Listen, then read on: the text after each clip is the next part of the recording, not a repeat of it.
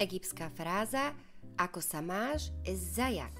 Ako sa máš v egyptskej arabčine povieme ezajak. Ezajak.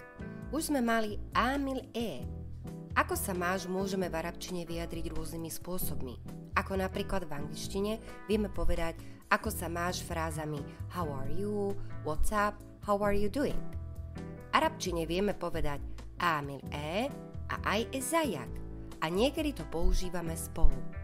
Ezajak amil Niekedy povieme ezajak a niekedy amil A niekedy použijeme obe frázy. Ezajak amil Ezajak amil Ezajak doslova znamená aká je tvoja situácia. Povedz mi, aká je tvoja situácia. Ako sa ti darí? Ezajak sa vzťahuje na mužov. Je to mužský rod. Koncovka jak platí pre mužský rod. Ezajik jik platí pre ženu. Teda ide o ženský rod. Kasra v arabčine vyjadruje naše i. Samohláska i sa v arabčine volá kasra. Takže ezajik hovoríme na dámu, ženu alebo dievča a ezajak hovoríme na muža alebo chlapca.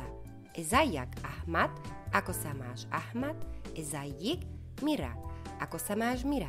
Takže môžeme povedať ezajak amil alebo ezajik amla Dobre Ahmad, chcem sa ťa opýtať, ako sa máš Ahmad, teda ezajak Ahmad. A keď sa budeme pýtať, ako sa máš Mira, ezajik Mira. A teraz si vypočujte Egypťana.